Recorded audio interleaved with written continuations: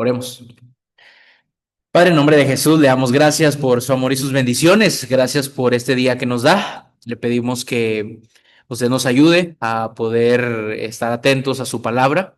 Le pedimos que este mensaje, Padre, a la iglesia de Pérgamo y a la iglesia de Tiatira sea un mensaje de bendición para nosotros también. Ayúdenos a comprenderlo y que no solamente se quede en nuestra mente, sino también en nuestro corazón para que podamos ponerlo en práctica en nuestra vida diaria. Bendiga a mis hermanos que están conectados, bendice a los hermanos que no se pudieron conectar, pero que probablemente van a ver el video y también te pedimos para aquellos que no los ven, para que tú pongas en ellos el deseo de querer verlo, de querer analizarlo, porque Padre es tu palabra y estamos seguros que es de bendición para todos. Ayúdanos, Padre, y todo esto te lo pedimos y te lo agradecemos en el nombre de tu Hijo amado, Cristo Jesús. Amén. Ok, bueno, habíamos hablado un poco acerca de la estructura del mensaje a las siete iglesias en el video pasado, mejor dicho, en la clase pasada. Analizamos el mensaje a Éfeso y el mensaje a Esmirna también. Pero gran parte de la conversación se vio inclinada o la mayoría del tiempo estuvimos hablando sobre la estructura de manera general del mensaje a las siete iglesias, que es una estructura muy parecida. Ahí como tiene el mismo bosquejo, digámoslo así, pero también hay algunas partes que varían de una a otra, que también las analizamos, como la descripción de Jesús o la radiografía, ¿verdad?, de cada iglesia, de cada congregación es algo que también varía. Bueno, ya y la descripción de Jesús ya lo mencioné. Lo que también varía, ¿verdad? Es la promesa, lo que se le ofrece al vencedor. Bueno, pero todo eso, aunque haya diferencias de ese tipo, también hablamos que el mensaje, la estructura del mensaje es la misma o es muy parecida en la manera estética, en la manera literaria, en la manera en cómo se escribe, es exactamente lo mismo. Y es el mismo bosquejo, solamente hay estas partecitas, ¿verdad?, que van variando de una a otra, de acuerdo a la necesidad de la iglesia y también al contexto de cada una de las iglesias. Por ejemplo, solamente para recordar la memoria, en esas similitudes también, siempre empieza cada mensaje con escribe al ángel. Siempre es de la misma manera y termina el que tiene oídos que oiga, o el que tiene oídos oiga lo que el Espíritu dice a las iglesias.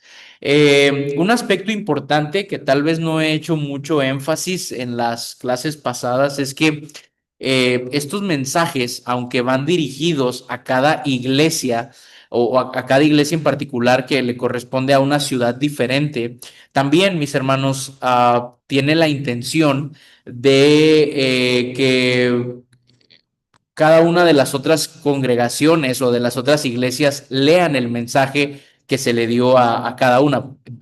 Me explico mejor. Por ejemplo, la iglesia en Esmirna leía también el mensaje a Éfeso y leía también el mensaje a Pérgamo y etcétera. Eso quiere decir que aunque hay un mensaje directo para cada congregación, es la intención del autor y de Jesús que todos los mensajes sean leídos en cada una de las iglesias. Es decir, que desde en un origen, ¿verdad? Y en un inicio, Apocalipsis es toda una unidad completa. Esto quiere decir que no es que hubo una carta a Éfeso y luego otra carta a Esmirna y luego otra carta a Pérgamo y luego otra carta a Tiatira y luego otra carta a Filadelfia y luego la otra carta a la Odisea y luego la otra carta a Sardis, etcétera. No, no, no. Todo era un solo documento que tenía la intención de que en la congregación de Esmirna fuera leído por completo, en la congregación de Éfeso fuera leído por completo, en la congregación de Pérgamo fuera leído por completo. Entonces, cada uno de las iglesias podía leer y supo, de hecho, el mensaje que había para las congregaciones vecinas, digámoslo así. Una de las razones también que se cree es que son 7 iglesias. Bueno, ya hemos hablado de cómo en Apocalipsis está mucho el número 7 y lo que el número 7 significa, que es algo completo, que es algo perfecto, que es algo terminado, que representa también como una universalidad. Es alguna otra interpretación de lo que significa el número 7. Y esto significa que el mensaje a las 7 iglesias o las 7 iglesias son la representación de la iglesia universal. ¿Ok? Porque usted se pregunta, bueno, antiguamente no nada más había 7 iglesias, o por qué nada más se seleccionaron, perdón, estas 7. Bueno, probablemente pudo haber algunos otros motivos, ¿no? El hecho de la cercanía que Juan tenía con estas iglesias, con estas congregaciones, la red de conexión que había, ¿verdad? Entre estas congregaciones que estaban relativamente cerca de un lugar a otro. Pero también se cree que la selección de 7 o el número 7 lo que quiere transmitir es que estas 7 iglesias representan como tal la iglesia universal. Eso quiere decir, ¿verdad?, que cada congregación tiene su problema, cada congregación tiene sus fortalezas, cada congregación tiene sus debilidades, pero eso es como un portarretrato de los problemas y las virtudes que la iglesia general tiene o pueda tener. Puede tener. Por eso con el mensaje podemos relacionarnos, o la iglesia contemporánea, la iglesia moderna, la iglesia del siglo XXI puede encontrar refugio, ¿verdad? Y puede encontrar también ánimo, o puede encontrar también una amonestación en cualquiera de los 7 mensajes, o en cualquier parte del mensaje a las 7 iglesias. Entonces, eso es importante para mí, y es importante transmitirlo, que son 7 iglesias, o una de las razones por las que son 7 iglesias es el hecho de representar, o que las 7 representan a la iglesia universal, a la iglesia universal. Ok, entonces dicho eso, ¿verdad? Que es importante para mí, vamos a leer el mensaje a la iglesia en Pérgamo. Vamos a leerlo. Estoy ahorita usando mi Biblia Reina Valera Contemporánea, entonces tal vez está un poco diferente a la de ustedes si es que usa la del 1960. Dice, Apocalipsis capítulo 2, versículo 12, es el mensaje a la iglesia de Pérgamo. Dice, escribe al ángel de la iglesia en Pérgamo. Así dice el que tiene la espada aguda de doble filo. Yo sé dónde vives y dónde está el trono de Satanás. Sin embargo, te mantienes fiel a mi nombre y no has negado mi fe, ni siquiera cuando Antipas, mi testigo fiel, lo mataron en esa ciudad donde vive Satanás. Pero tengo algunas cosas contra ti. Tienes contigo a los que se aferran a la doctrina de Balaam, el que enseñó a Balac poner tropiezos a los hijos de Israel, el que enseñó a Balac a poner tropiezos a los hijos de Israel, a hacerlos comer de lo sacrificado a los ídolos y a caer en inmoralidades sexuales. También tienes contigo a los que se aferran a la doctrina de los Nicolaitas. Así que arrepiéntete. De lo contrario, pronto vendré a ti con la espada de mi boca, pelearé contra ellos. El que tiene oídos, que oiga lo que el Espíritu dice a las iglesias. Al que salga vencedor, le daré a comer del maná escondido, y le daré también una piedrecita blanca. En ella está escrito un nombre nuevo que nadie conoce, sino el que lo recibe. Ok, es un mensaje interesante, creo yo. Hemos dicho que Éfeso, por ejemplo, es la ciudad más importante. comercialmente y de manera general. Es como Éfeso, de todas estas ciudades que se mencionan, Éfeso era la más importante y probablemente también la iglesia era una de las que tenían más relevancia. ¿Se acuerdan por qué Éfeso era una de las iglesias que más relevancia tenía en este contexto? A ver, ¿quién se acuerda? A checar apuntes. Por qué Éfeso es la ciudad más importante o es muy importante y que probablemente es la primera que se menciona? ¿Qué tenía Éfeso de especial? Hablo de la congregación, ya no tanto de la ciudad, de la congregación. A ver. Ya encontré los apuntes de ese. Ok. Era la iglesia madre, que la primera que se fundó, ¿verdad? Ok, muy bien, excelente, hermana Mima, gracias. Era la iglesia madre, ¿verdad? ¿Qué quiere decir que era la iglesia madre? Precisamente como lo dijo la hermana Mima, fue la primera que se fundó, probablemente, y de la iglesia en Éfeso salieron las otras congregaciones. No salieron porque se dividieron, ¿verdad? Como ahora actualmente pasa, salieron porque fue con intencionalidad, es decir, personas, hermanos de Éfeso fueron a otros lugares para establecer nuevas congregaciones y que el evangelio creciera. Ahora, decíamos también que de manera general, ¿verdad? La ciudad de Éfeso probablemente también era la más importante o la más prominente dentro de estas siete iglesias. Y en el caso de Pérgamo, que es lo que acabamos de leer, Pérgamo era menos importante comercialmente hablando. Pero los historiadores dicen que Pérgamo era más importante o era la más importante de todas desde el punto de vista religiosa, desde el punto de vista religioso.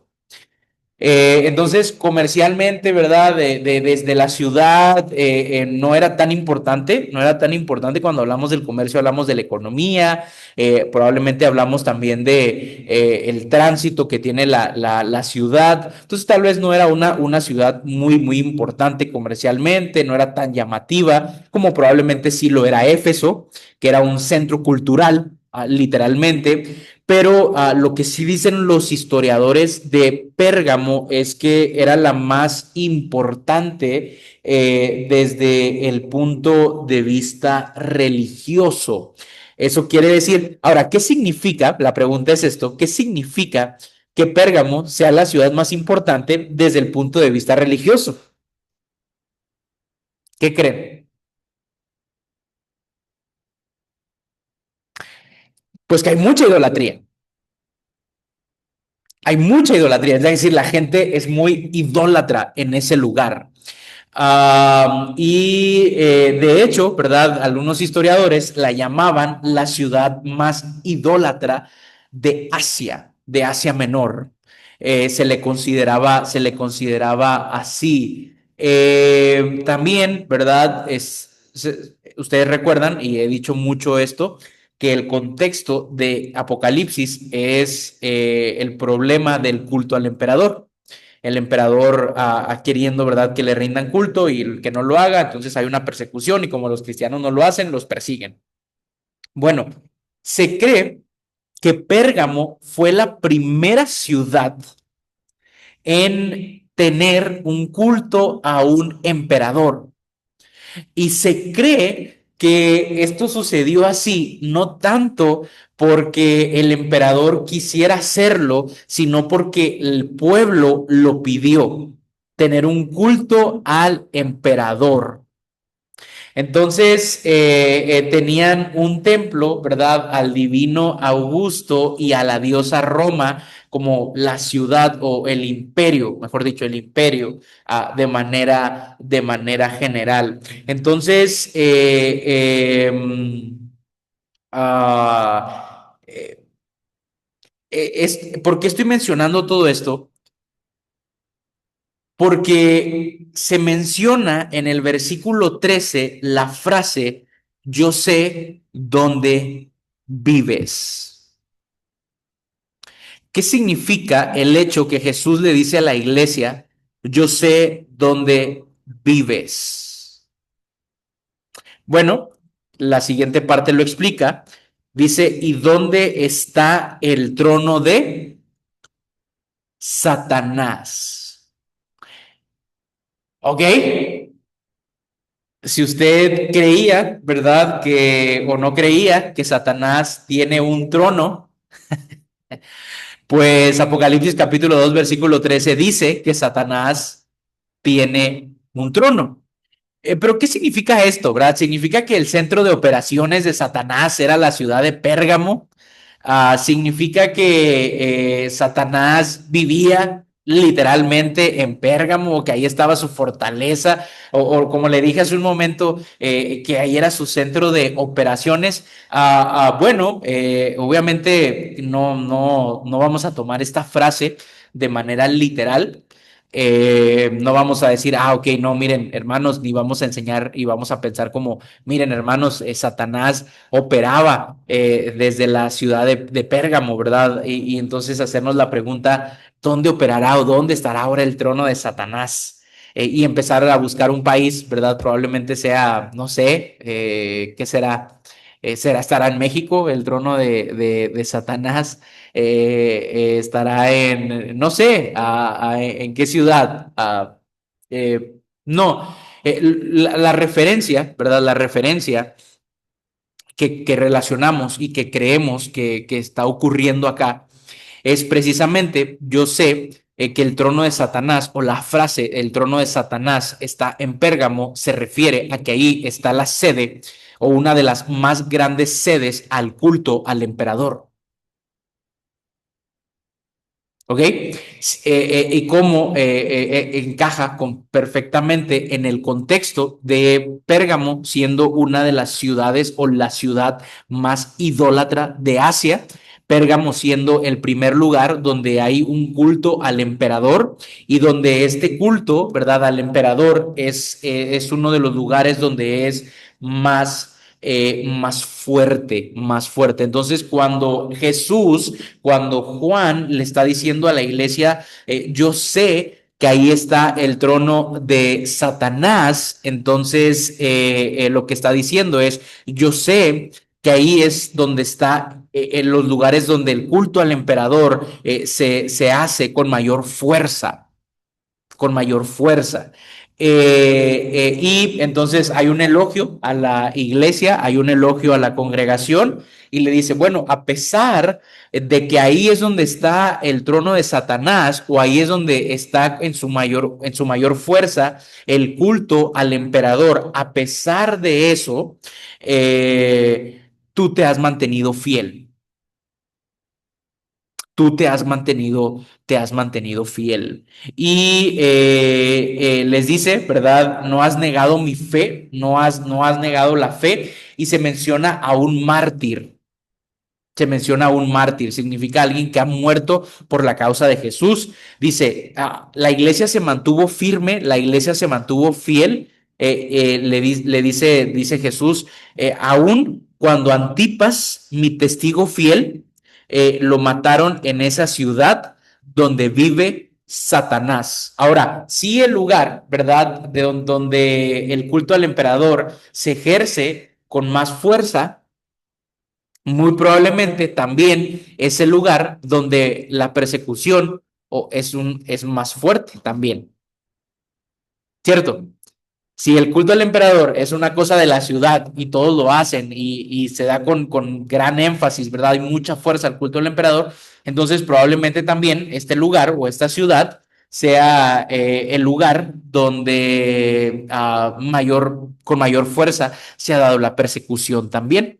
Tanto así que es una iglesia a la que se menciona a un testigo fiel. La idea de ser un testigo fiel es la idea de ser un mártir. Eso es lo que significa. Jesús es el testigo fiel, es decir, aquel que se mantuvo firme y que incluso lo fue hasta la muerte. Esa es la idea del testigo fiel. Entonces, cuando se menciona Antipas, ¿verdad? Como el testigo fiel, se menciona como el mártir y bueno, la siguiente frase lo explica, lo mataron en esa ciudad donde vive Satanás, es la idea.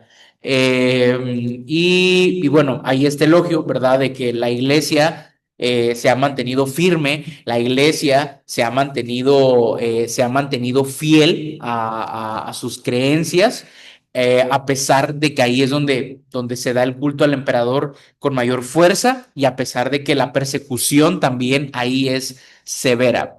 Después, ¿verdad? Después tiene... ahora sí tiene algo contra, eh, una queja, ¿verdad? Un juicio, digámoslo así, un reproche.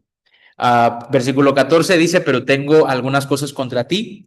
Tienes contigo a los que se aferran a la doctrina de Balaam, el que enseñó a Balac a poner tropiezos a los hijos de Israel, a hacerlos comer de lo sacrificado a los ídolos y a caer en inmoralidades sexuales.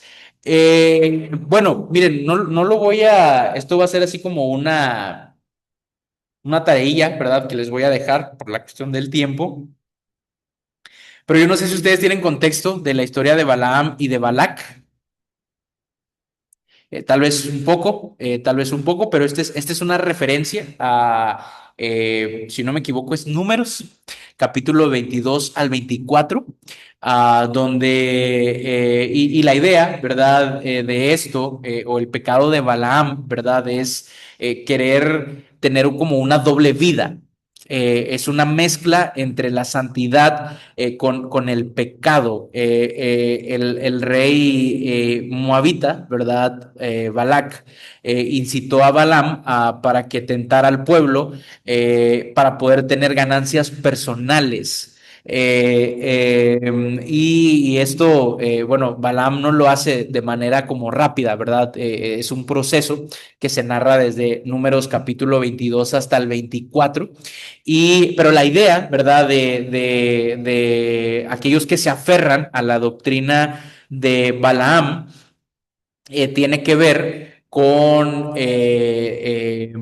llevar una doble vida, llevar una doble. Ustedes pueden leer la historia, y cuando decimos de llevar una doble vida, hablamos de la santidad, ¿verdad? Mezclar como la santidad con el pecado para obtener una ganancia personal, que fue lo que hizo Balaam, que fue lo que fue el pecado de Balaam. Y fíjese cómo eso está relacionado, en la doctrina de Balaam está relacionado con lo sacrificado a los ídolos y a las inmoralidades sexuales. ¿Esto qué significa? Significa que muy probablemente muchos cristianos, o algunos cristianos, no muchos, algunos cristianos se están diciendo ser cristianos y aún están así participando al culto al emperador. ¿Por qué creemos que algunos están diciendo que se están haciendo pasar? No es que estén haciendo pasar, probablemente sí lo eran, ¿verdad? Pero son cristianos y al mismo tiempo están participando al culto al emperador. Bueno, porque la doctrina de Balaam, número uno, hay tres razones. Número uno, la razón número uno es que la doctrina de Balaam se basa precisamente en eso, en una mezcla de la santidad con el pecado, es decir, una doble vida para generar una ganancia personal. Entonces, muy probablemente había cristianos que se decían ser cristianos y que aún así iban y adoraban al emperador. Número dos, hay una mención a comer a lo sacrificado a los ídolos. El culto al emperador antiguamente, o los cultos a las divinidades antiguamente, siempre tenían comida.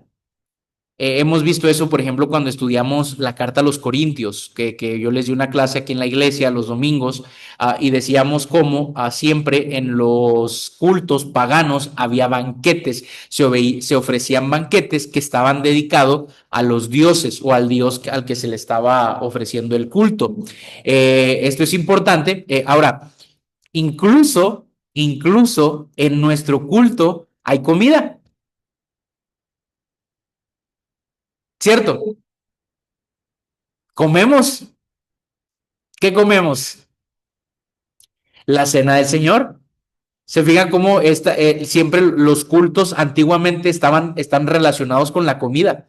Antiguamente, ¿verdad? Antiguamente se ofrecían banquetes. De hecho, la iglesia, ¿verdad? Cuando la iglesia participaba o se reunía, hermanos, ellos participaban de la cena del Señor, pero también tenían una comida, un ágape. Usted lea primera carta de los Corintios capítulo 11 y usted lo va a leer ahí, cómo la iglesia participaba de un banquete, de una comida. Lo hacía. Los cultos paganos también. Nosotros lo seguimos haciendo. Tenemos la cena del Señor. Probablemente la practicamos de una manera diferente, un poquito diferente a cómo lo hacía la iglesia en el primer siglo, pero sigue siendo una comida, sigue siendo la idea de comer durante el culto. Ahora, el problema es que ellos iban a esos cultos, comían de la comida que estaba ahí, pero era comida sacrificada a ídolos. Es el número dos. Y el número tres, el punto número tres, por lo cual creemos que había cristianos que eran cristianos y que aún así iban al culto al emperador, es que, ¿se acuerdan qué eran las tres cosas o como la trinidad del pecado que yo les decía en los cultos paganos? La comida era el primero, la glotonería. El segundo, Había sexo también.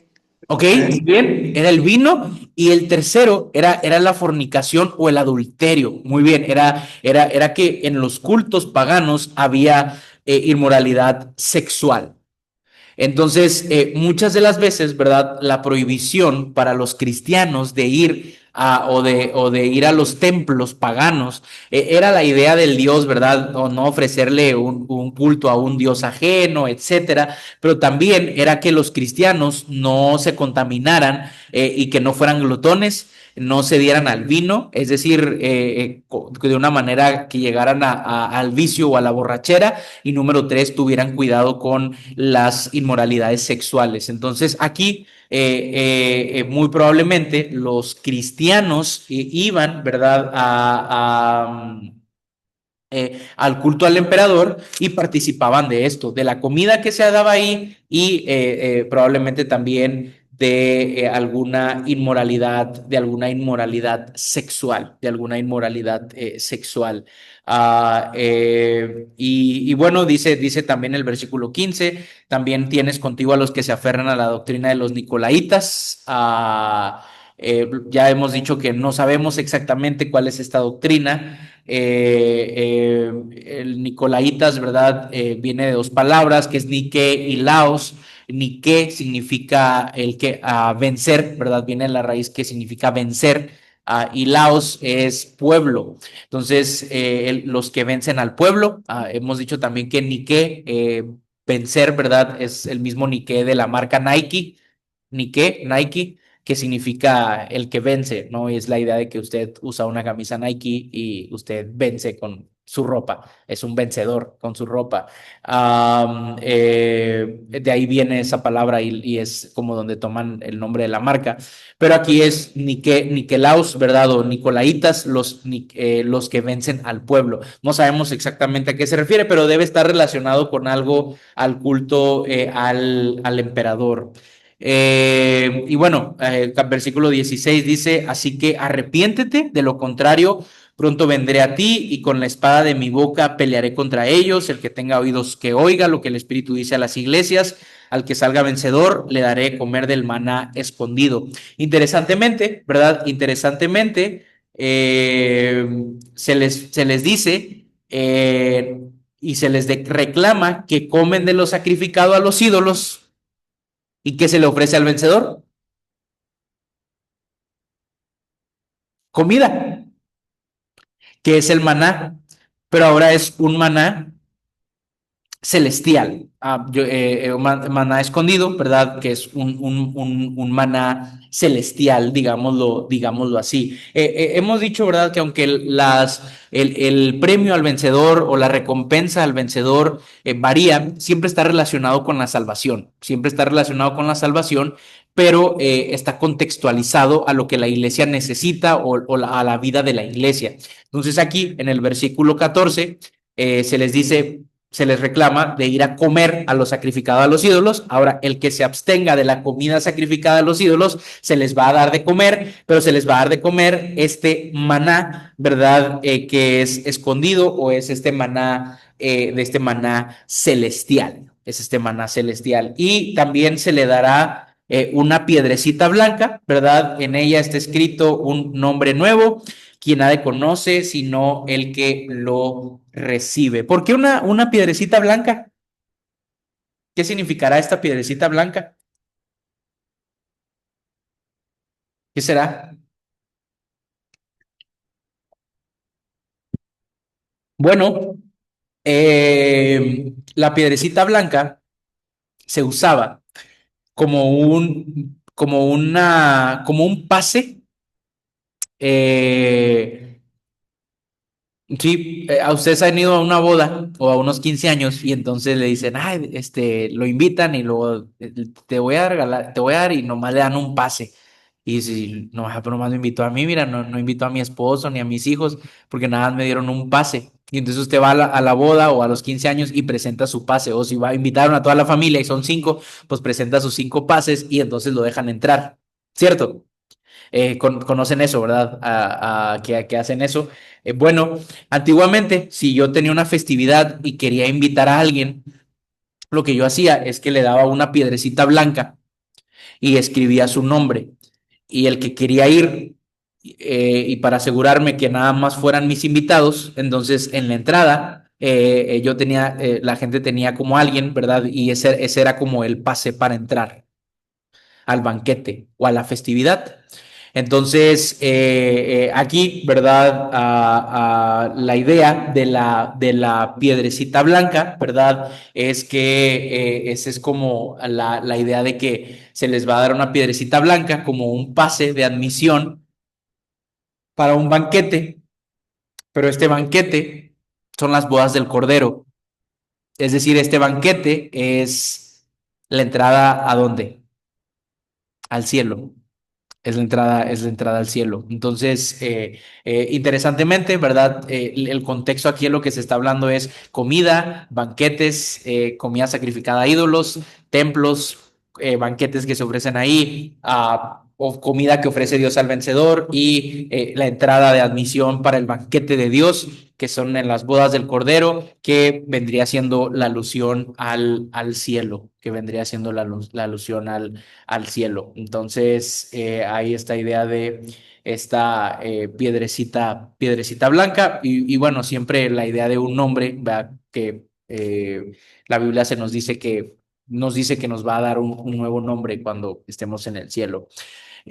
Ok, rápidamente, rápido. ¿Hay alguna pregunta referente al mensaje a Pérgamo? ¿No? Ok, todo claro entonces. Excelente. Eh, Vamos a leer el 18 al 29. Miren, según yo no me iba a tardar y todavía nos falta todavía y ya casi se nos va a acabar el tiempo. Dice, vamos a leerlo y voy a hacer algunos mensajes rápido, algunas reflexiones rápido. Versículo 18 al 29 dice, escribe al ángel de la iglesia en Tiatira. Así dice el Hijo de Dios, cuyos ojos son como una llama de fuego y cuyos pies se asemejan al bronce pulido. Yo conozco tus obras, tu amor y tu fe, tu servicio y tu paciencia. También sé que tus últimas obras son mejores que las primeras, pero tengo algunas cosas contra ti. Tú toleras a Jezabel, esa mujer que se llama profetisa, pero que seduce a mis siervos y los lleva a incurrir en inmoralidad sexual y a comer de lo sacrificado a los ídolos. Le he dado tiempo para que se arrepienta, pero no quiere renunciar a su inmoralidad sexual. Por tanto, a ella y los que con ella adulteran los haré caer en cama, y si no se arrepienten de sus malas obras, los haré sufrir en gran manera. Y heriré a muerte a sus hijos y a todas las iglesias sabrán que yo soy el que escudriña la mente y el corazón, y a cada uno de ustedes les daré según lo que haya hecho. Pero a ustedes y a los demás que están en Tiatira y que no persiguen esa doctrina ni han conocido lo que ellos llaman las profundidades de Satanás, yo les digo que no les impondré ninguna carga más. Pero debe conservar lo que tienen hasta que yo venga. Al que salga vencedor y cumpla hasta el final con lo que yo mando, le daré autoridad sobre las naciones, la misma que he recibido de mi Padre, y gobernará las naciones con cetro de hierro y las despedazará como a un vaso de alfarero. Además, le daré la estrella de la mañana, el que tenga oídos, que oiga lo que el Espíritu dice a las iglesias. Am, esta ciudad de Tiatira era una ciudad con mucho gremio laboral para poder sobrevivir. ¿Qué significa el gremio laboral? Significa que usted, por ejemplo, si yo era médico, entonces para poder ejercer la medicina tenía que pertenecer a un club, digámoslo así, a un gremio de médicos en donde ahí se adoraba a Satanás. Bueno, no a Satanás, perdón. Que era una forma de adorar a Satanás, pero se adoraba al dios de la medicina, que era Asclepio. Entonces, para que yo pudiera ejercer mi profesión, tenía que ofrecer culto a este dios que vendría siendo el dios de la medicina. Y así pasaba a cualquier profesión, ¿verdad? A cualquier profesión que yo ejerciera, cualquier profesión que yo tuviera, tendría que pertenecer a ese gremio y entonces para que yo pudiera pertenecer a ese gremio y poder ejercer mi profesión, tendría que ofrecer sacrificio o tendría que ofrecer adoración al Dios que corresponde a mi actividad, ¿verdad? A mi actividad como a mi profesión. Por ejemplo, si yo era soldado o algo así, no sé, yo tendría que rendir culto a alguno de ellos, es Apolo, por ejemplo, para poder pertenecer a ese gremio y para poder trabajar. Entonces, eso, ¿verdad? Hacía que esos cultos a estos dioses fueran parte de la sobrevivencia, fueran parte esencial de la sobrevivencia. Ahora, aquí se menciona, ¿verdad? A Jezabel, era esa mujer que se llama profetisa. Ahora, lo que está pasando aquí es que hay una personificación. ¿Qué significa que haya una personificación? Quiere decir que se está tomando, o Juan o Jesús está tomando un personaje del Antiguo Testamento, un personaje en este caso muy malo, para hablar, ¿verdad?, sobre la maldad de alguien presente. Espero y me esté dando a entender con esto. Entonces, en lugar de decir, ¿verdad?, el nombre de una persona, se le pone este título de Jezabel para expresar lo malo que es. ¿Ok? Es como, no sé, si usted conoce a una persona muy, muy mala, ¿verdad? Y entonces usted dice, mira, ahí viene Satanás. Y pues esa persona no es Satanás, claro, ¿verdad? Esa persona no se llama Satanás. Usted le está dando un título que refleja lo malo que es esa persona. O puede ser al revés, ¿verdad? Puede ser al revés. Incluso esto lo hacemos más con ironía, ¿verdad? O con sarcasmo, pero si decimos, mira, ahí viene la Madre Teresa de Calcuta. Si lo dice con ironía, obviamente no vale, pero si usted le da ese título a alguien, probablemente eso quiere decir, ¿verdad? Que es una persona muy buena, que hace muchas obras buenas de caridad, ¿sabe? Entonces se le da un título que no es el nombre de la persona, simplemente para expresar qué tan bueno o qué tan malo es esa persona. En este caso, se le está dando el título de una mujer que fue muy mala, muy, muy mala, y que fue una mujer muy idólatra también. Y esta mujer es Jezabel, la esposa de Acab en el Antiguo Testamento, en el libro de Reyes. Interesantemente, ¿verdad? Hay debate si realmente Juan o Jesús se están refiriendo como a una mujer que se está haciendo pasar por profetisa, o si es un hombre al cual se le da este título, nuevamente repito, simplemente para expresar su maldad. Muchos piensan que si es una mujer, que está de alguna manera fungiendo como un falso profeta, está fungiendo como un falso profeta y entonces o como una falsa profetisa, ¿verdad? Llamémoslo así, y entonces está corrompiendo a personas de la iglesia a tal grado, ¿verdad? Que se le está acusando de ello, se le está acusando de ello. ¿Qué es lo que ocurre? ¿Qué es lo que ocurre aquí? Y bueno, siempre se menciona la inmoralidad sexual. Nuevamente repito, porque siempre la idolatría en el mundo antiguo está relacionada con la inmoralidad sexual. Siempre. Siempre. Entonces, por eso se menciona, ¿verdad? Renunciar a su inmoralidad sexual es renunciar a esa vida idólatra, esa vida idólatra. Probablemente también lo que está ocurriendo con esta persona, sea hombre o sea mujer, es que está obteniendo algún tipo de beneficio, probablemente ganancias, no sabemos, que obviamente agrava su pecado y lo que está ocurriendo. Algo que hay aquí es como algo místico también, ¿verdad? Al decir las profundidades de Satanás, ¿no? Probablemente cultos donde hay misticismo, etcétera, pero prácticamente el mensaje es para esas personas, es para Jezabel y es para esas personas que la siguen. Aquí, y de la misma manera que en Pérgamo hay como una diferencia, ¿verdad? Hay una diferencia entre algunos, como se divide la iglesia, unos que están haciendo las cosas bien y otros que no están haciendo las cosas bien. Tiatira es uno de ellos, ¿no? Que le dice, bueno,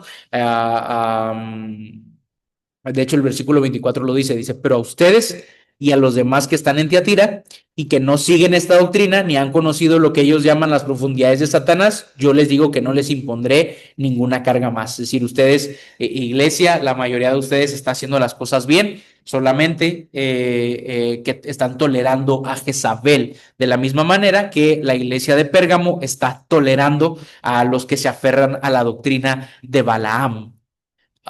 Y bueno, yo creo que esto es muy interesante, ¿verdad? Con la idea de tolerar. Esto es muy presente en la iglesia de qué es lo que la iglesia tolera y qué es lo que la iglesia no debe tolerar, no debe tolerar. En este caso, este tipo de cosas es algo que la iglesia no debería tolerar, no debería tolerar y por eso se les advierte y es un reproche de parte de Dios y de parte de Jesús. Dice, bueno, tengo contra ti que los toleras. Sé que tú no lo haces, sé que tú no lo haces, pero sí lo toleras y eso también está mal.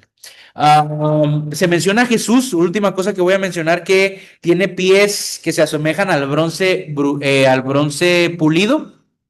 Interesantemente, Tiatira es la ciudad que más produce y que sabe manejar el bronce. Probablemente por eso se presenta Jesús así. ¿Y qué más? Eh, bueno, creo que por el día de hoy es todo lo que tengo del mensaje a estas dos iglesias. Un mensaje muy interesante, muy bueno. Y bueno, yo creo que me quedo con eso, ¿no? De la idea de tolerar.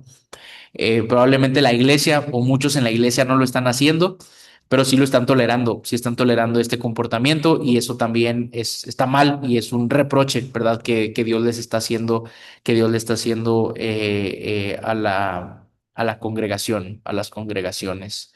Entonces, vamos a dejarle por acá, vamos a dejarle hasta aquí.